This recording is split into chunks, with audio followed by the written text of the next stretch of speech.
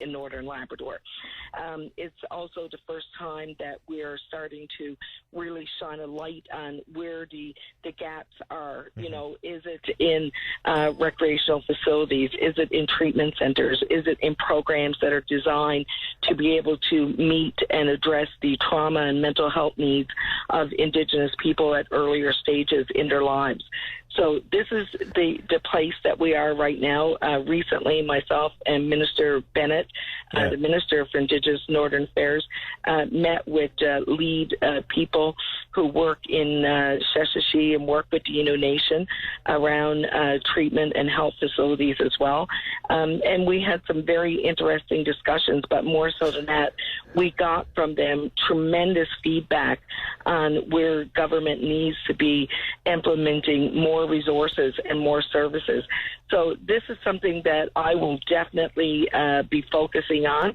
I am focused on it, as you know already, but we'll be focusing more on in terms of where are the solutions, where are the gaps, and what is the role of the federal government and others to address that. And I can guarantee you, Tim, this is a priority for me.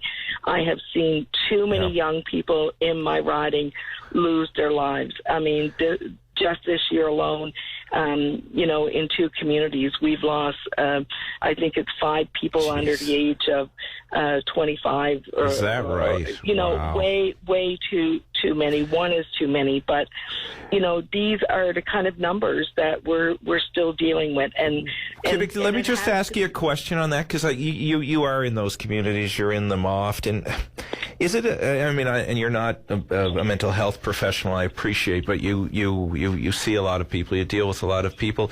Is there a sense of hopelessness, and if there is it dissipating in any way?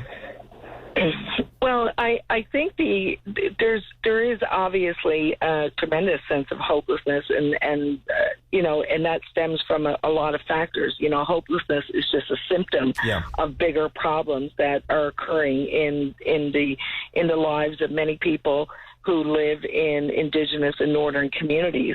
And the other thing, it's generational. You know, it's ongoing for many generations within families. So these are the larger pieces that we have to deal with. I've talked to a lot of people who work in mental health who study this field intensively, and, you know, what they continue to tell us is that, first of all, you need to find a system that works in terms of treatment. It's not always going to be the modern day medicine that we look at today. And the other thing is we need to get to the root of what these problems are. Yeah. That's why the Prime Minister, for example, have been so actively engaged on files like residential schools, because we know that a lot of the trauma that exists in these communities stem from residential schools and the treatment that people endured. So the recommendations in the Truth and Reconciliation document addressing many of those gaps is going to help. However, a lot of those things are going to be more long-term. We also need to look at the very immediate... Yeah, let me stop you there for a second, because this is something we all forget, and this is probably why this story gets ignored, and it shouldn't be, or these stories get ignored, and they shouldn't be. There's no quick fixes here. These are long-term solutions that connect to our culture, our patterns of behavior, health and wellness issues that don't just get fixed with a prescription. I mean, good on you for saying that. Now, I didn't mean to interrupt you. I did. I got to give you about a minute, Yvonne. I know you want to touch on Wabush mines because we got to go to a break, but go ahead. You got about a minute left. Okay. The only other comment I'm going to say with regard to the alarming numbers on suicide in Northern Labrador, and that is that, you know, people need to get engaged in this. Yeah. We do know it's a longer term problem, but there are short term things that need to be done as well. And I want to encourage the players to act on the tremendous work that's been done by Dr. Dong and Dr. Pollack here, and I'm available to be engaged and to do my part, and that will happen. Okay. On Wabush, obviously disappointing news. I am about to have a number of discussions and calls in the next few days with all the proponents that have been involved. And, this is a serious issue for us. We obviously want to see the sale of Cliffs mines, Scully mines in Wabush. There has been interest. We were hoping to be finalizing and celebrating a deal by now, so it's unfortunate what's transpired. However, all is not lost, and I think you need to remember that, everyone who can is engaged here in trying to salvage this in any way we can. I want to be as supportive as I possibly can on both sides, and so does the MHA, Graham Leno.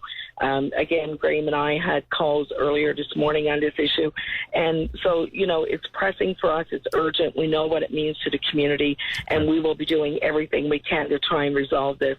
At the same time, we're continuing to work towards some solution for the pensioners in Wabush that have been significantly impacted, realizing it is a registered provincial pension issue.